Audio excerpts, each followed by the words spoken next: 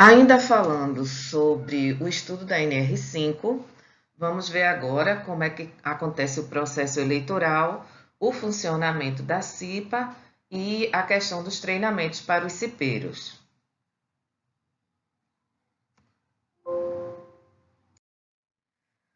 Processo eleitoral finalizado, cipeiros empossados, agora vamos começar a trabalhar.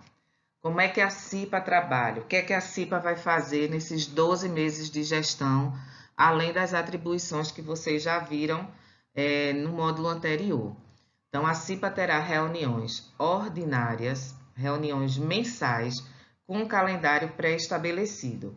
Então, no primeiro dia da reunião, ou até mesmo lá na reunião de posse, você já prepara o calendário, né? Você enquanto SESMIT, você enquanto presidente, enquanto vice-presidente, quem tiver ali reunido para contribuir com o trabalho da CIPA. Faz a ajuda na elaboração do calendário, já deixando marcada as 12 reuniões, uma por mês, com o local, o horário, para que todos os cipeiros eles já saibam daqui naquele dia eles vão precisar se ausentar da atividade durante um determinado tempo. Não tem tempo assim para você parar para uma reunião da CIPA. Ela pode acontecer em 15 minutos, mas também ela pode durar 2 horas, depende do assunto que vai ser tratado. Mas para que cada cipeiro, já de posse desse calendário, ele possa conversar com seu gestor e já informar que naquele dia vai precisar se ausentar do seu posto de trabalho por algum tempo. Essas horas, esses dias, eles são acordados com todos. Aí o pessoal verifica um período que tem uma produção um pouquinho mais complicada, fechamento de folha. Então, cada um dá a sua sugestão e os outros acatam ou não. Em toda reunião, deve ser gerada uma ata e todos os participantes precisam assinar. Essas atas precisam também ser disponibilizadas aos cipeiros, tá? Pode ser por e-mail ou pode ser aquela velha cópia ali no papel. Mas, segundo a nova norma, né, alterada agora em 2021, a gente precisa também entregar todas as atas aos cipeiros. Olha só, minha gente, esse dimensionamento de CIPA sempre causa assim, alguns problemas de informação, causa algumas dúvidas na empresa. E graças a Deus essa norma ela veio deixando mais claras algumas situações. Por exemplo, se a empresa for considerada microempresa, empresa de pequeno porte, grau de risco 1 e 2, a gente já pode ter reunião bimestral, que não precisa mais fazer aquela todo mês, porque a gente sabe que a quantidade de funcionários é pequena. E pode ter, em algum momento, uma empresa com uma quantidade de funcionários que nem precise mais compor essa CIPA, como no caso do MEI. O MEI não precisa compor CIPA, não precisa nem apresentar aquele designado, né? Fazer aquela nomeação. Mas trouxe sim alguns benefícios para empresas menores. As empresas maiores, eu acredito que quem tinha o conhecimento um pouquinho da norma anterior, né, talvez seja o caso de alguns de vocês aí que estejam fazendo o curso nesse momento, vocês vão perceber que o número de cipeiros, inclusive, aumentou. Eu presto consultoria numa empresa que ela tinha 8 cipeiros, 4 indicados e 4 eleitos. Com essa nova norma, foi feita a reunião, foi feito o processo eleitoral esse ano e simplesmente de 8 passou para 18 cipeiros. É uma empresa de grau de risco 3 e na nova não aumentou o número de funcionários, mas nessa nova classificação aumentou sim o número de cipeiros. Então aí você já imagina o trabalho que vai ser, né, para reunir esse pessoal, quando já era trabalhoso com 8 pessoas, mas é norma regulamentadora, que significa que a gente tem que obedecer. Continua também a decisão, né, de reuniões extraordinárias, caso aconteça algum acidente fatal ou algum acidente mais grave, ou quando algum dos representantes solicitar essa reunião extraordinária, porque ele acha que precisa conversar sobre um determinado problema e não dá para esperar aí para chegar o dia da próxima reunião.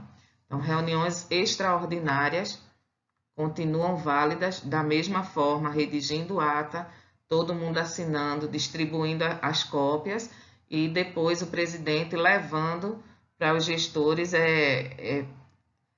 ter o conhecimento do que é que está sendo exigido ou sugerido, claro, né, pelos cipeiros para poder criar um plano de ação e ver se consegue sanar todas essas solicitações.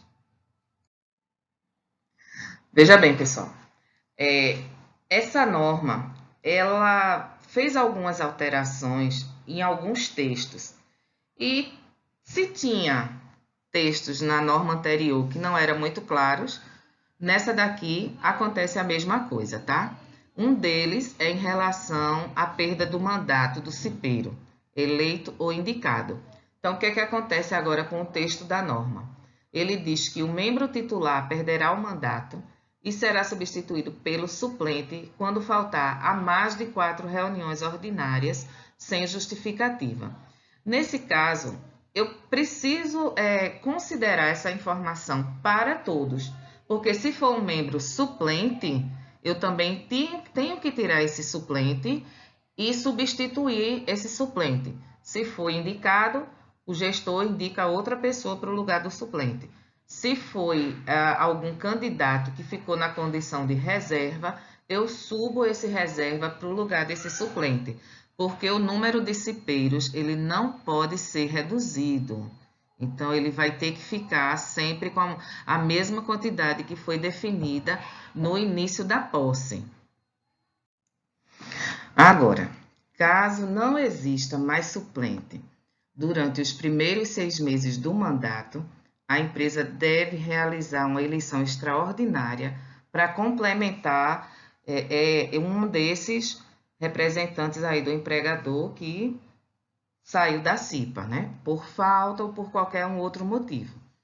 Para essa eleição extraordinária, aí a gente vai considerar apenas 1/3 dos trabalhadores votantes, porque inclusive ela tem que ser feita de forma rápida, não precisa nem obedecer a todos os prazos que começa com 60 dias antes. Para a eleição extraordinária, o restante do processo vai ser o mesmo, tá? Abre a inscrição, recebe os inscritos, divulga os inscritos e faz a eleição secreta, né? Já informando a quantidade de vagas que tem para ser realmente eleita, né? Durante essa eleição extraordinária.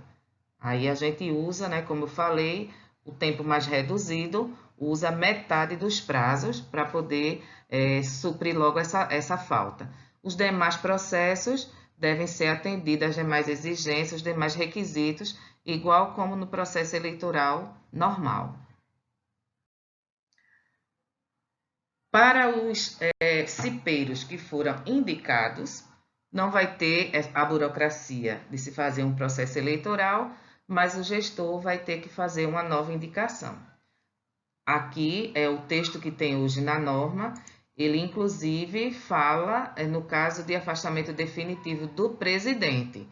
A empresa vai indicar um outro substituto em até 2 dias, mas na verdade qualquer pessoa que não queira mais participar da CIPA como indicado, ele também deverá ser substituído. Já no caso da saída de um cipeiro eleito, se ele foi vice-presidente, aí a empresa precisa conversar com todos os cipeiros, né, que estão ali como representante dos empregados, para eles dizerem aí qual será o seu substituto dentre os titulares, tá?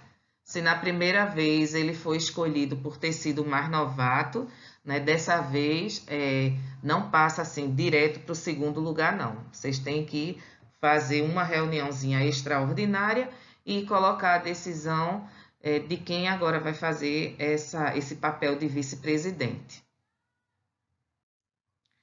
Qualquer substituição de cipeiro, eleito ou indicado, a gente vai contar, né, compatibilizar o período que falta, né, dessa CIPA, dessa gestão, para informar também a esse cipeiro. Pode ser até uma informação boba, né? Mas a verdade é, se eu estou entrando hoje e a CIPA já tinha 3, 4, 6 meses de gestão, eu não vou ter 12 meses, eu vou ter o resto daquela gestão para eu ter essa condição agora, né? Se foi indicado, nenhuma condição de estabilidade, mas se for eleito, ter a condição de estabilidade sim. Ó, lembra quando eu falei do treinamento? Claro que aqui a gente está considerando que teve que fazer uma nova eleição, mas se você tem aqueles reservas, vamos colocá-los para fazer um treinamento, talvez seja interessante por isso. Se a empresa tem uma certa frequência, né, de saída de cipeiros.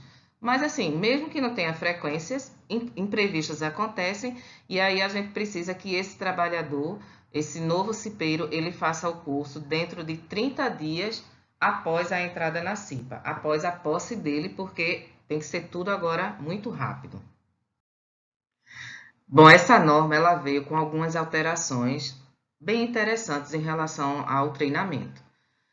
Treinamento para todos os cipeiros eleitos e indicados, isso daí já se fazia, né? Antes da posse, da primeira posse, você ainda tem um prazozinho de 30 dias, se é a primeira gestão, mas a partir do momento que já está se renovando a gestão, os próximos cipeiros, eles devem tomar posse já com esse treinamento. E também não tinha nada justificando na norma anterior a validade do curso. O curso tinha empresa que fazia todos os anos, tinha empresa que usava alguns anos, mas realmente não tinha nada prevendo assim, tem tanto período, tanto tempo de validade.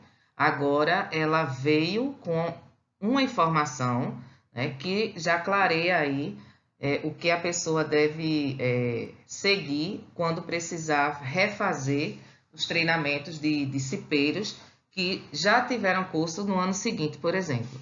Então, o treinamento ele pode ser reaproveitado se foi feito há pelo menos 2 anos.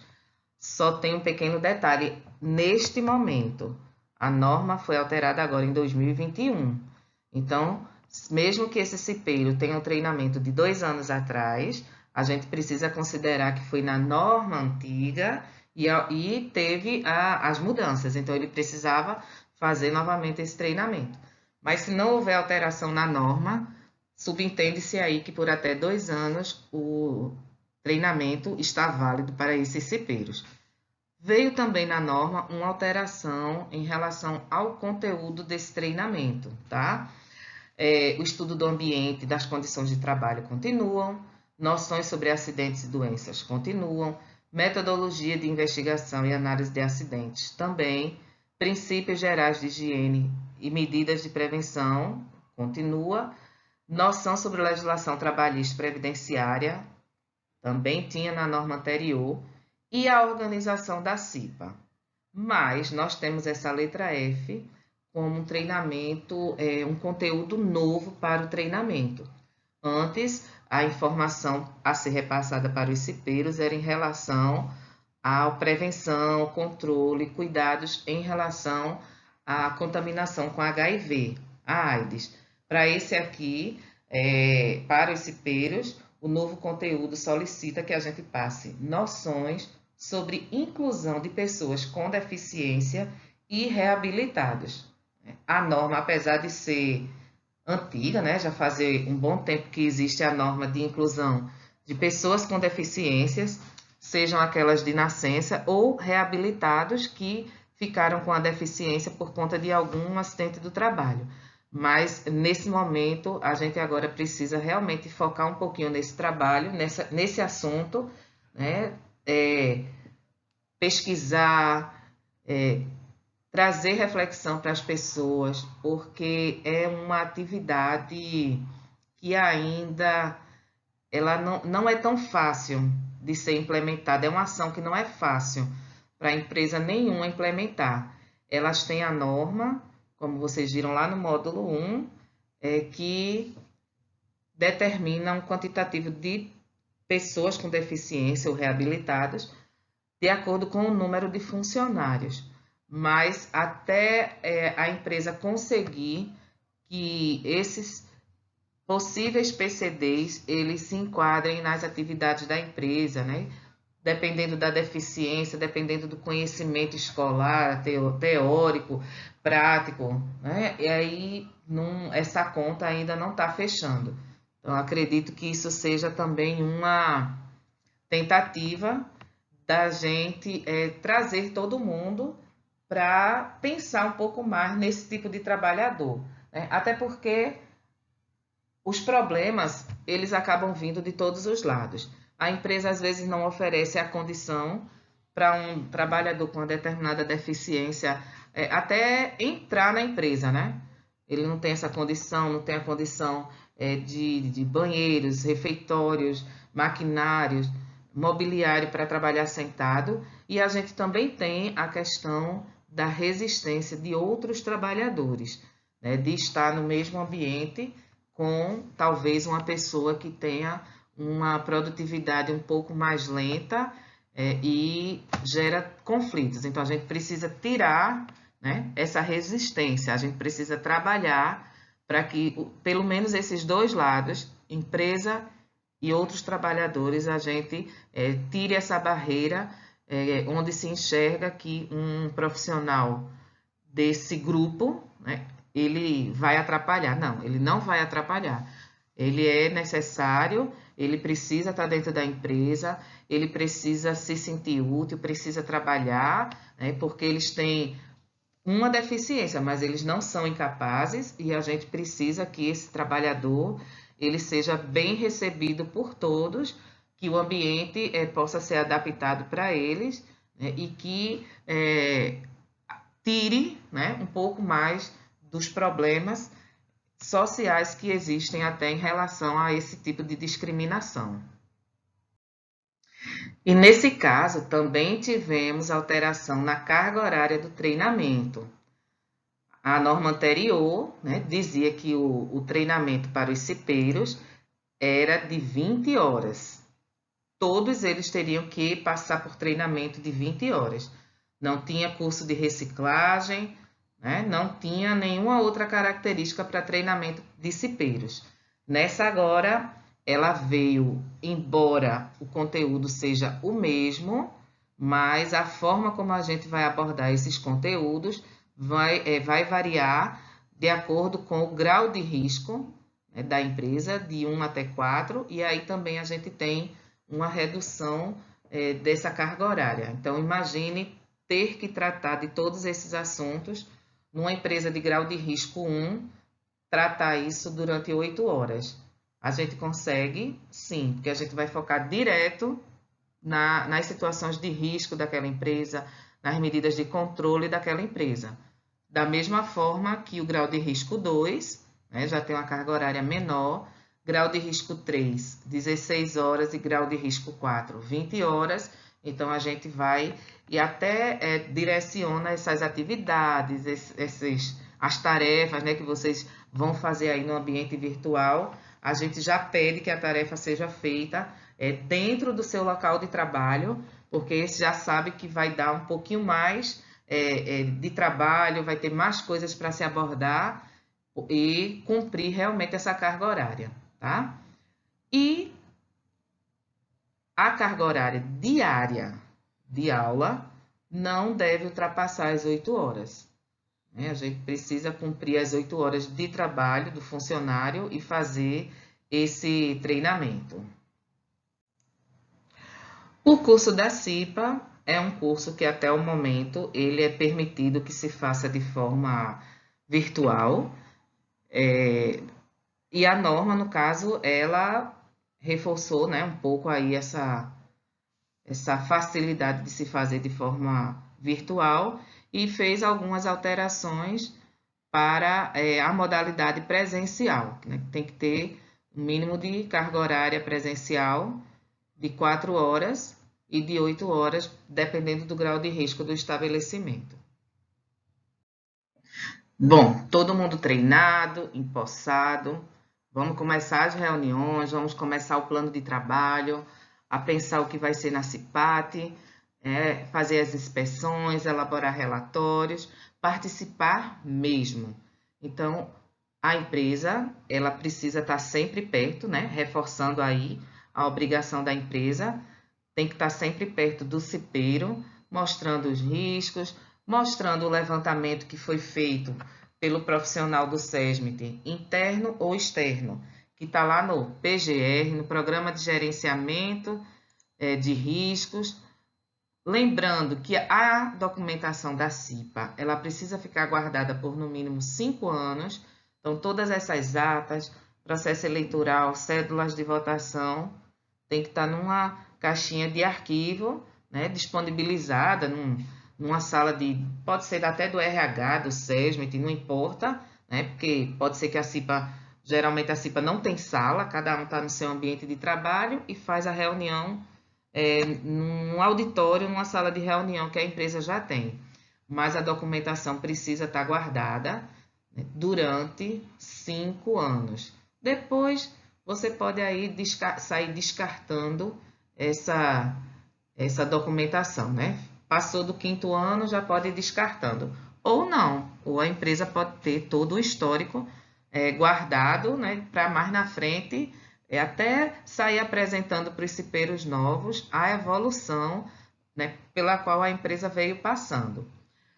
E eu já tinha falado antes que quando diminui o número de funcionários, a gente não pode diminuir o número de cipeiros, só quando chegar um novo processo de eleição e que a nova gestão for tomar posse. A mesma coisa aqui, ó. Havendo alteração do grau de risco, né, o redimensionamento ele só vai acontecer na próxima eleição. Isso pode acontecer, claro, tem empresas que oferecem atividades que podem estar no grau de risco 2 e 3, 3 e 4, mas naquele momento a atividade principal tem um grau de risco 3 e ela atende mais aquele tipo de serviço. Pode ser que ela vá fazer um outro serviço, pode ser que ela faça uma alteração no seu contrato social e mude aí e diminua esse grau de risco ou aumente esse grau de risco. Então, seja para diminuir o número de cipeiros ou aumentar o número de cipeiros, não se faz no meio do caminho, não. Espera até ter a nova eleição, aí sim faz o dimensionamento correto. Olha só, cipeiros, a gente não pode deixar de fora o pessoal das empresas prestadoras de serviço, tá? Essas empresas, elas podem ter uma CIPA montada dentro do estabelecimento da empresa contratante, vai depender daquele quadro de dimensionamento. Elas podem ter apenas uma pessoa nomeada, indicada, para receber as informações da empresa e da CIPA da empresa contratante. E esse indicado, ele também precisa participar das reuniões da empresa contratante, mas no restante também precisa seguir alguns requisitos da CIPA que a gente veio falando até agora, né?